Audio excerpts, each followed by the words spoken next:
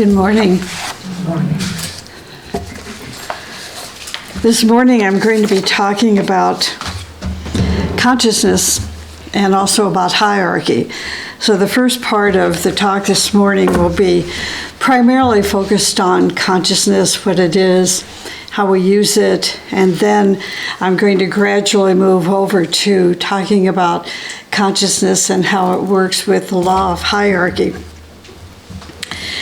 This morning on the way over here, I was listening to NPR and TED Talks on Sirius XM, and I just found myself so grateful for the teaching, and also the recognition of how advanced the teaching is in relationship to the consciousness of humanity, the awareness of humanity, and in this case, the awareness of psychologists.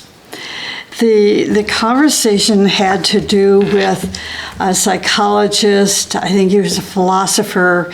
He died when he was 62 of a heart attack, but he was a very well-known man in his field, and his name was Abraham Maslow. He apparently was a teacher at Brandeis University, and while he was there, he interviewed 3,000 students, talking to them and questioning them about self-actualization. So, of course, I'm driving along, not paying any attention to what I'm doing and just totally listening, and wish that I had been in the first part of the conversation. The man that was being interviewed was actually like a successor of Maslow. He is now teaching, but I didn't get his name. And this was what he talked about, was self-actualization. And I think we would agree with him, except perhaps not using the phrase self-actualization the way he did. And by the way, he had said that those 3,000 students that were interviewed really had not begun the path of self-actualization yet. But I'm thinking, these kids are in college. Their focus is not on self-actualization, but getting good grades and getting a job afterward. Anyway,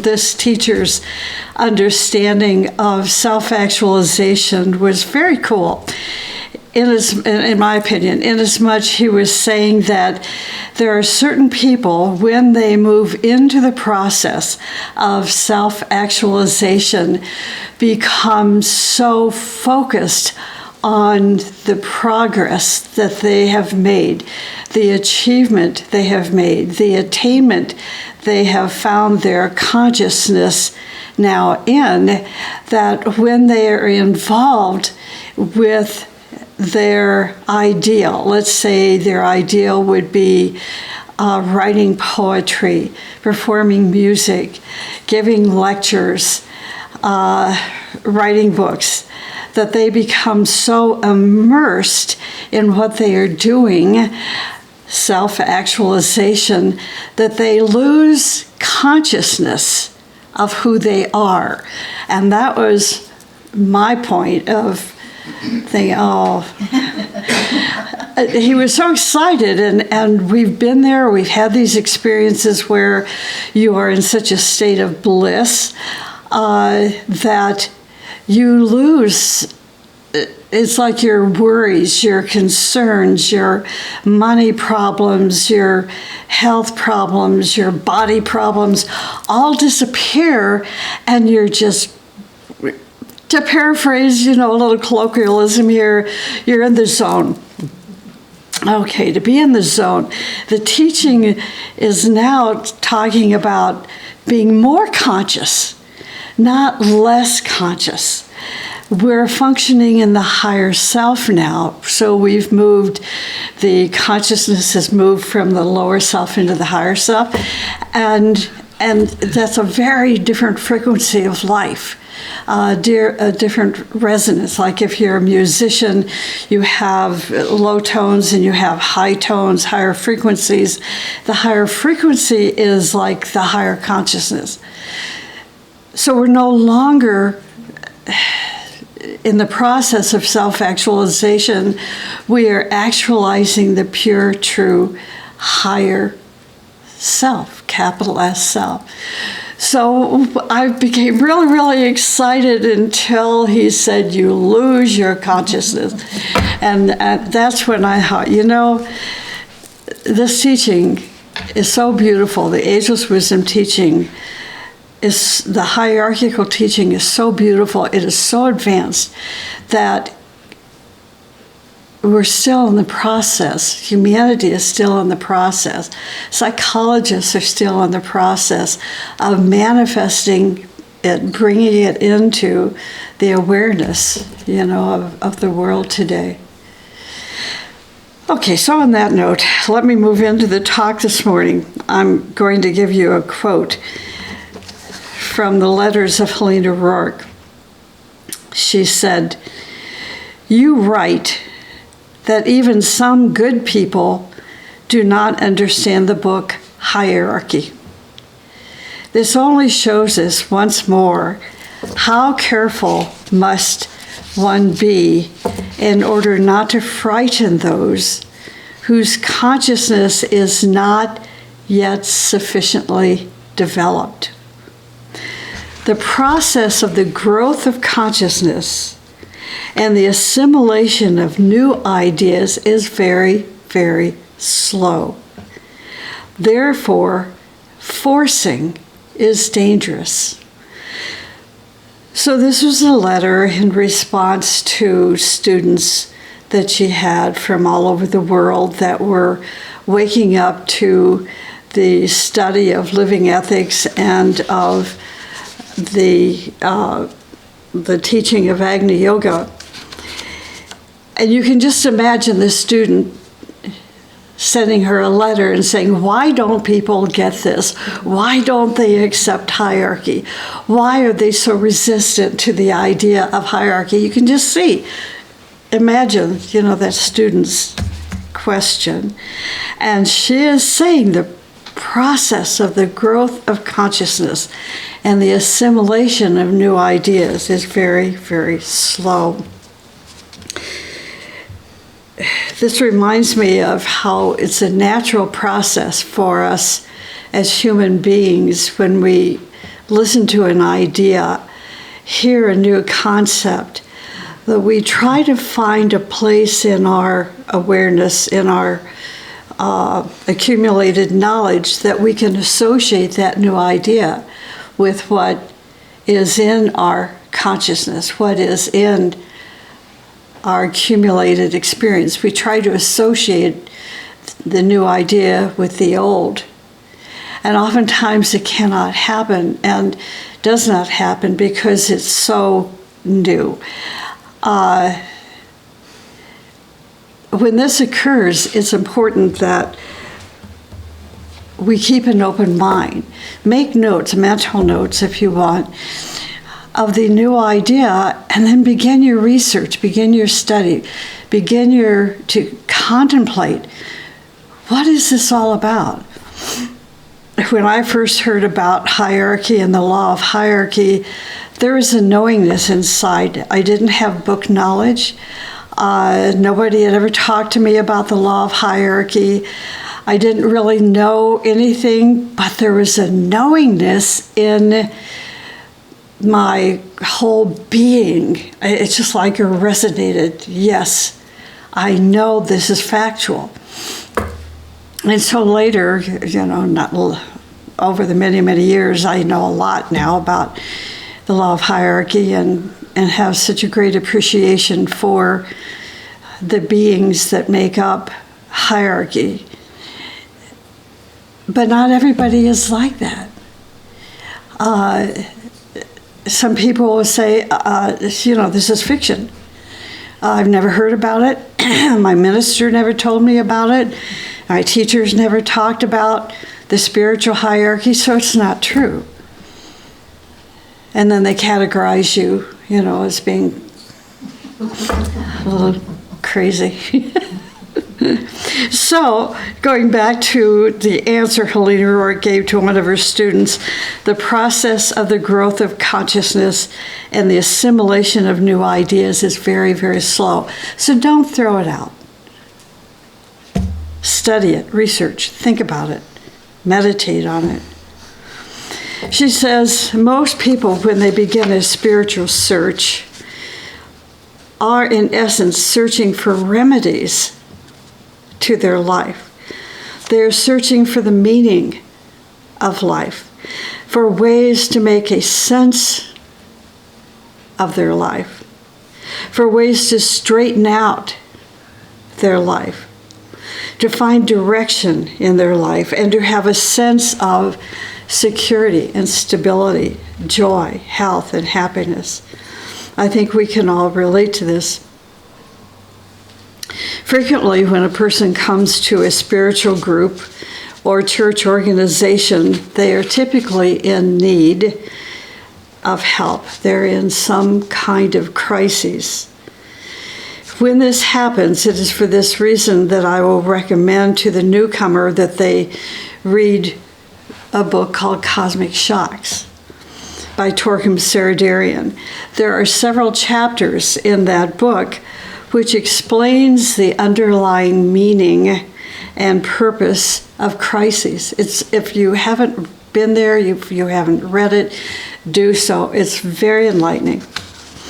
The next step is I'll introduce them to a book called The Ageless Wisdom, which is an overview of and definition of what the ageless wisdom is.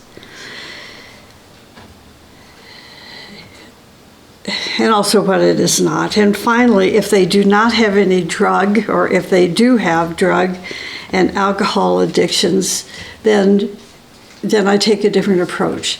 If they don't have alcohol or drug abuse or problems like that, then I'll suggest meditation. I'll suggest a meditation course to them and talk to them about seed thought meditation.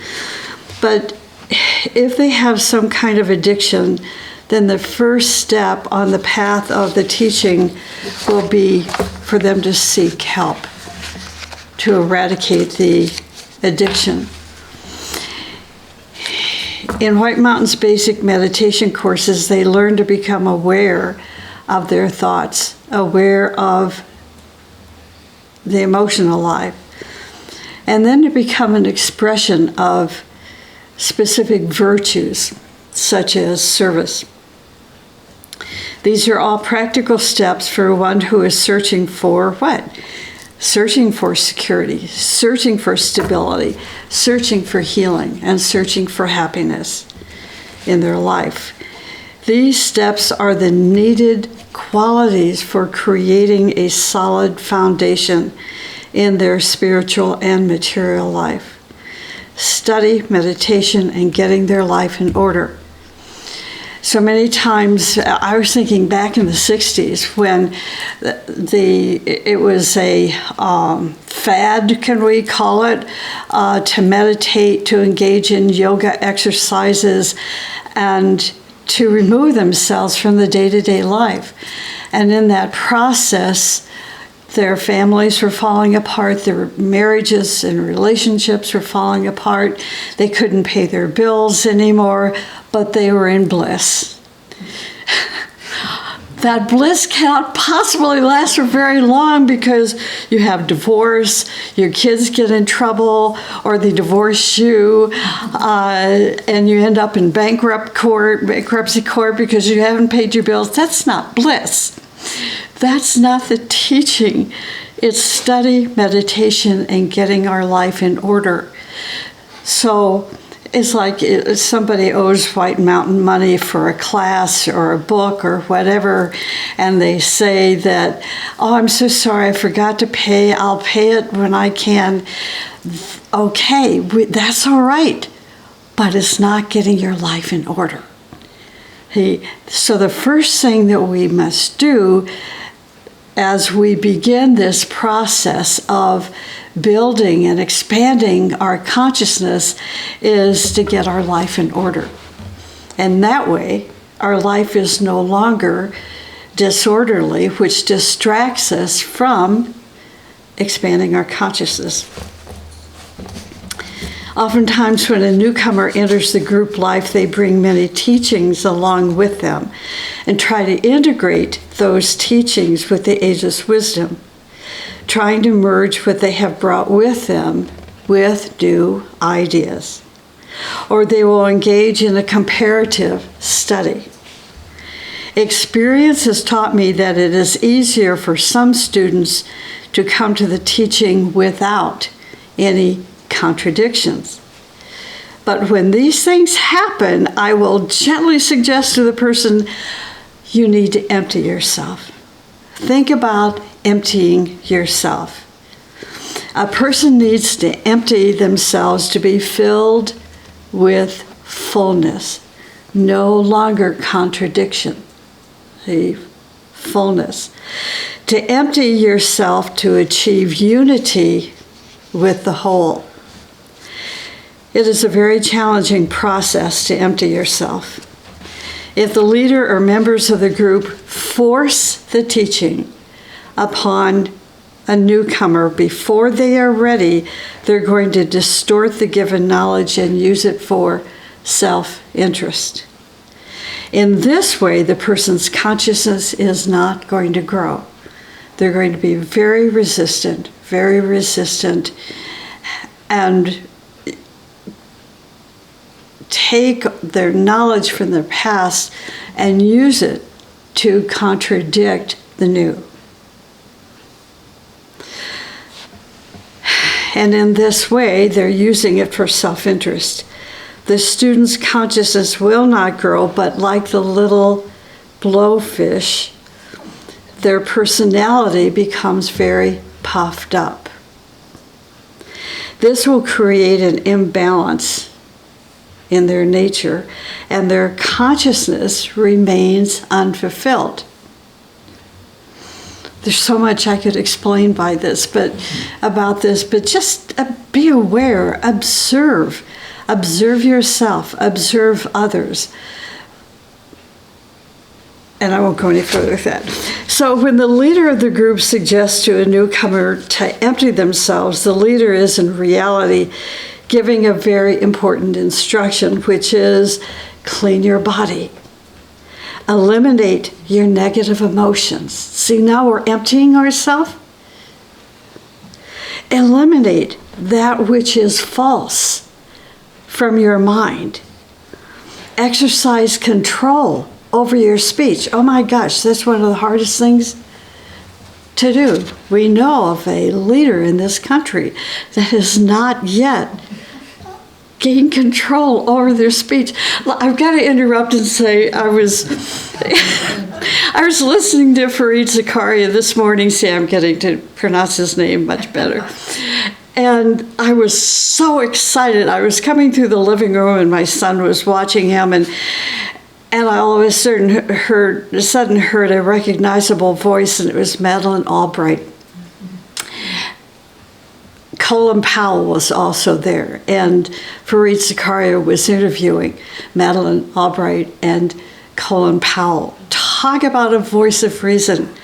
Madeleine Albright is now teaching college level, and Colin Powell, he was the voice of reason. He was talking about the present administration, and he said, we have been in a lot worse trouble than what we're in right now. And he was so positive, and he gave some facts about when things weren't going well with this country, and things that we're all aware of, but we don't associate with what's happening today. And then he said, I really believe in the people. He said they will find a way to bring things back to the norm.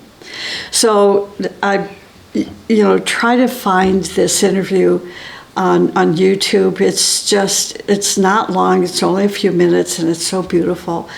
And for me, it was so wonderful to hear Madeline, see her and her pen, and to hear her voice, and she's just so real. She's just herself. Anyway, exercise control over speech, our thought life. In other words, become mindful. To be mindful means to allow your thoughts, emotions, physical sensations to come and go without judging or getting involved with them. Mindfulness is non-judgmental observation. It is the ability or mindfulness or observation and total awareness to observe without criticism, without forming negative opinions and judgment.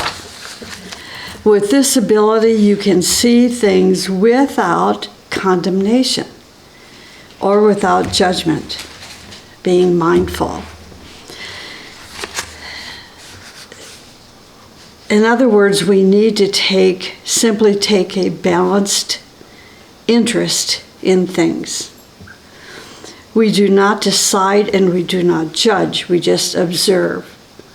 To empty oneself is a basic yet powerful first step toward meditation and expansion of consciousness.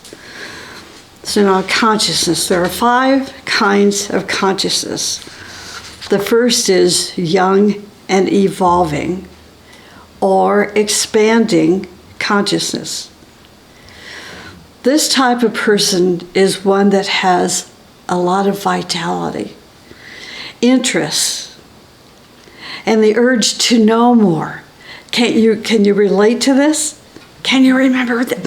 Vitality, interest, you're interested in everything. It's like a little kid.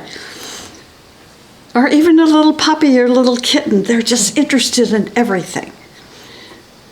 There's a friend of mine that just bought a new golden retriever, this cute little puppy, and she's a photographer, so of course the photos that she's posting on Facebook are just extraordinary, and this one picture was her little puppy, her little blonde puppy, kind of hiding in some tall grasses, and there's a yellow flower that's popped up, and the little puppy is just looking at that flower like, wow. It's so, that's vitality, that's interest, the urge to know more. Is this something I can eat? To understand more. There's a great thirst in their level of consciousness to go beyond itself. It's a beautiful place to be. Then this is what the teaching says. It calls it a stable consciousness. Now this is going to surprise you. A stable consciousness is also sometimes called a frozen consciousness. Isn't this interesting? Stable consciousness is equal to a frozen consciousness because it's lost its power to expand. So frozen, we could find a little better word than that, maybe static, maybe inert. But in this case, the teaching is using the word frozen because it has lost its power to expand. It reflects things, but there is no creativity in a stable consciousness, in a frozen consciousness. There is no interest. Most of the time, this is the cause of depression. When certain chemicals are lacking in the brain, the person has depression. But this is caused by negative thoughts and emotions. The next kind of consciousness is called a striving and enlightened consciousness. A striving and enlightened consciousness. This, I like to take, the first stage or the first kind, the young and evolving and expanding consciousness, and move that person into the third kind of consciousness, a striving and enlightened consciousness. This kind of consciousness shines day and night and builds bridges with the great unity of consciousness on earth and in space. As the consciousness expands and establishes wider communication with the universe, now greater sources of energies are contacted and greater abilities are developed to use these energies creatively.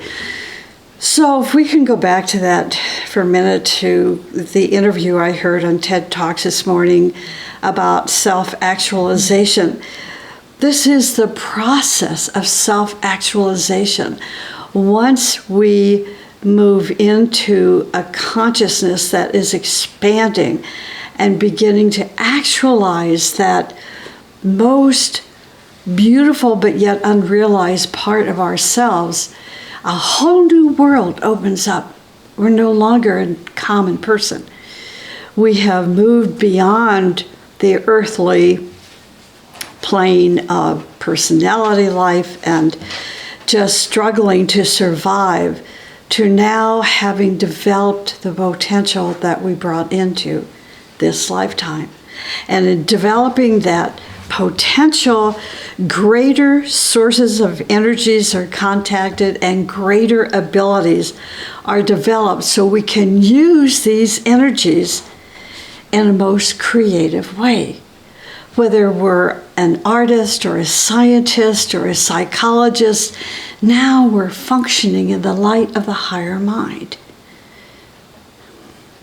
It is through the expanding and increasing light of consciousness that our soul will be able to see its core and identify with it. It is beginning, the soul is beginning to build a synthesis of consciousness. It's like that little puppy, even though it's a puppy and in a different, it's in the animal kingdom, saw this yellow flower. What is that? Can I eat it? What color? Look at the color. She was so excited. We're going to become that flower. That dog, that puppy isn't going to become the flower. We're going to try to become the flower and think about, where did the flower come from? From a seed? Did a bird drop the seed in the ground and this flower all of a sudden bloomed? Until we create a unity with that flower, building a synthesis of consciousness. The fourth kind of consciousness is a chaotic consciousness. This kind of consciousness is a disorganized, boiling consciousness which has not yet found any strong vision to orchestrate its various urges and drives, or to bring harmony and direction to it. A chaotic consciousness creates a chaotic life, lived in extremes and in ever-changing moods. This kind of consciousness can be inherited from past lives. I find that very interesting. This kind of consciousness, the chaotic consciousness, can be inherited from past lives. Children must be watched, especially, and corrective measures taken. They are usually overactive types.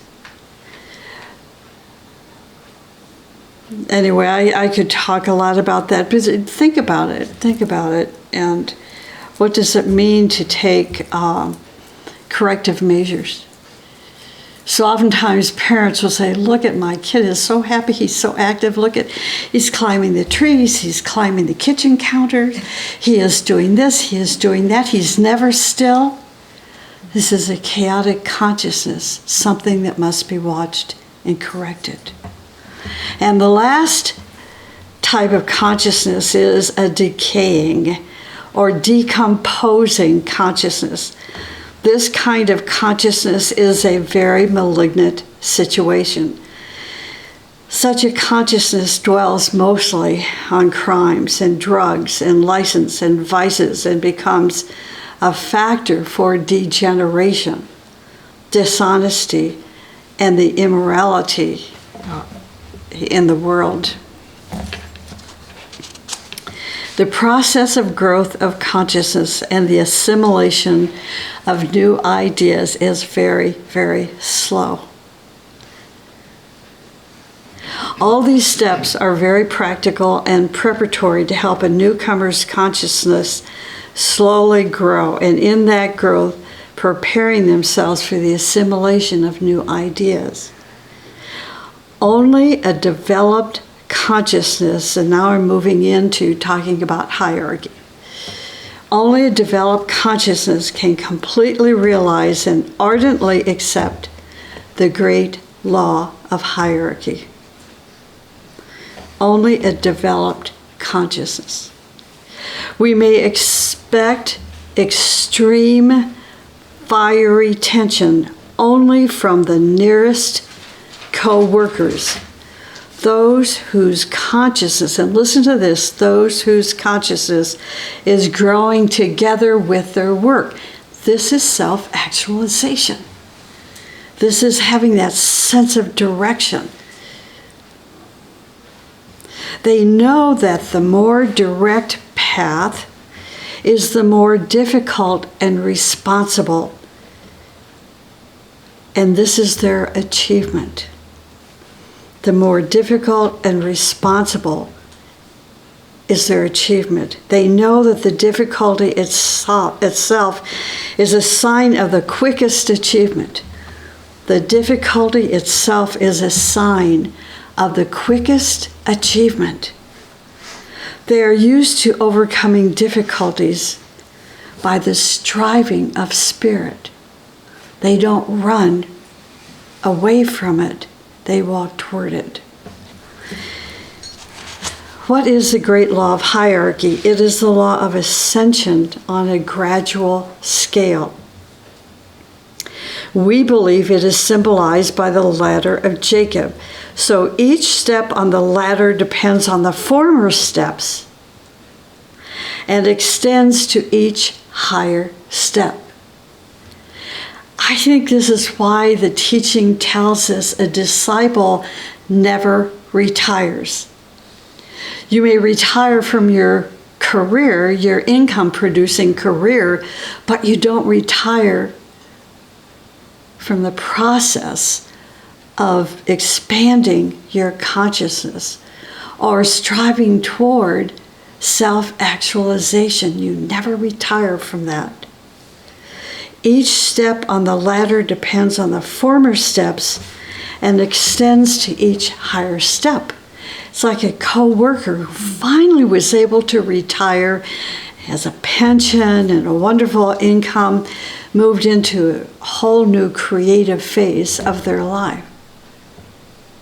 That's the process of realizing through your expansion of consciousness how to manifest more potential that you brought into your life. It's so beautiful to see when these things happen.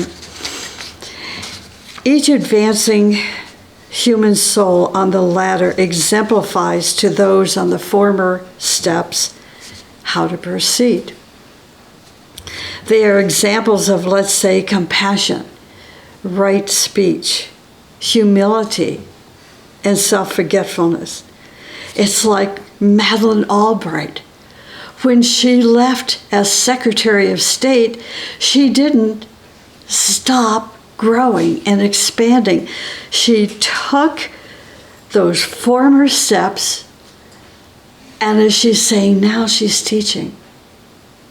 All that she learned. She said more. We don't have time to get into it, but it's very beautiful.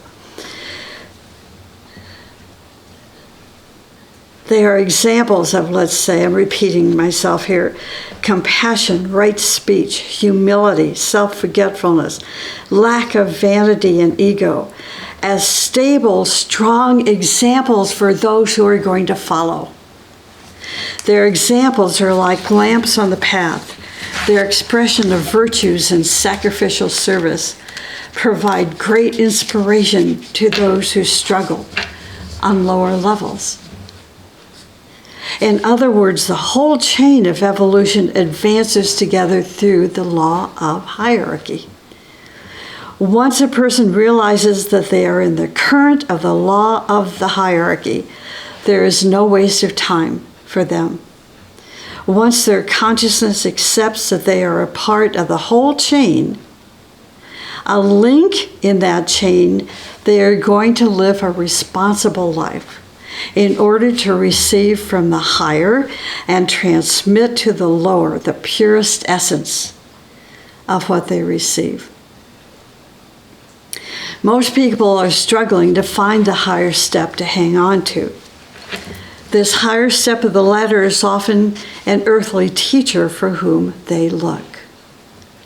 And once they find such a teacher, the teacher becomes a link between themselves and the higher link. It is a most grateful feeling to have a teacher. You in turn become a teacher for the lower link, equipped with all that is necessary to serve as a lamp on the on the path for the lower link, so that you serve as a lamp on the path. The law of hierarchy enters your soul and leads you into divine consciousness. The path of tension is a path of striving. A person who has directed their life towards hierarchy understands that the higher their consciousness is, the more tension there is in their life.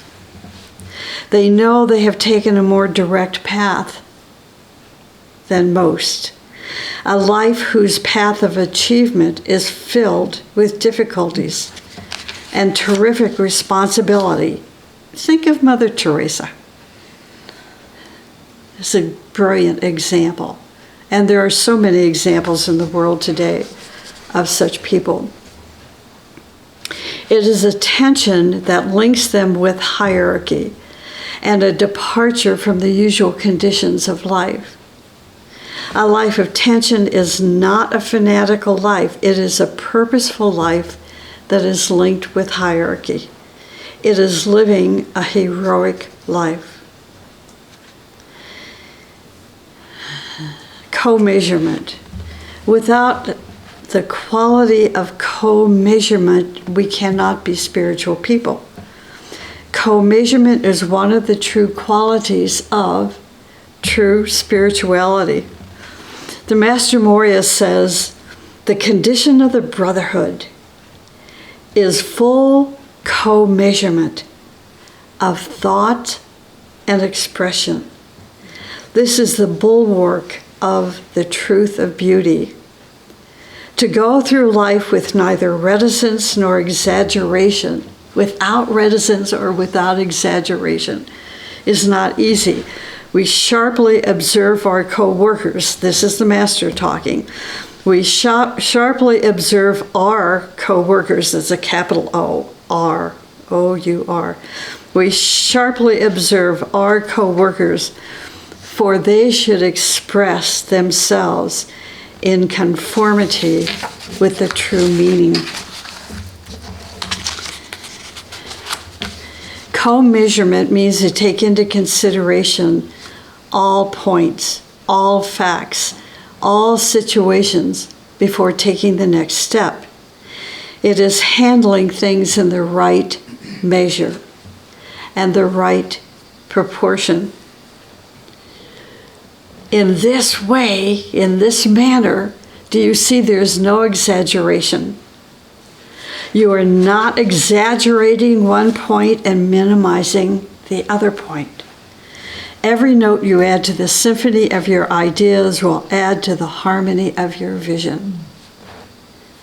Be honest. Be straightforward. Do not be cagey, and do not exaggerate. Be aware of co-workers with small consciousnesses as a small consciousness will try to belittle everything. We know that destruction results from belittling and non-appreciation. Belittling is the action of one who is not mindful, who is lacking in observation and is unaware, one who has not emptied themselves of their vanity and ego. The act of belittling is the action of one who is lacking in humility. Humility is the flower of millions of years of experience. The higher the reality, the higher is the sanity. The deeper is the humility. To belittle means to diminish. To belittle your teacher oftentimes means the person elevates themselves above the million years of experience of the teacher. Belittling your co-workers or belittling your teacher's labor is to make their labor seem insignificant. It is like taking, let's say I've become president of the United States, and now I'm belittling the former administration. See how divisive that is?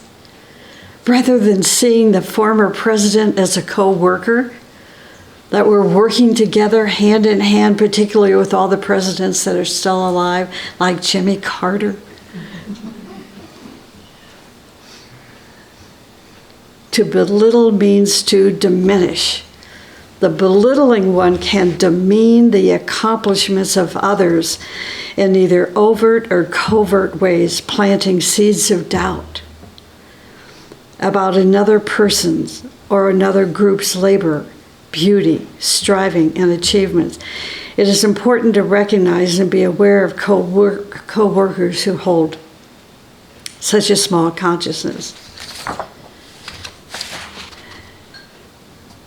And let me close with this because we're out of time. Back to Helena Roerich, a couple of things. It is a law of hierarchy that creates integrity, alignment, inspiration, striving, harmony, cooperation, and an ever-deepening vision to those who are part of the movement. She wrote, "You write that even some good people do not understand the book of hierarchy.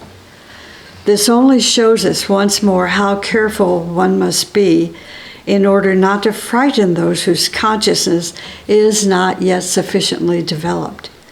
The process of the growth of consciousness and the assimilation of new ideas is very, very slow.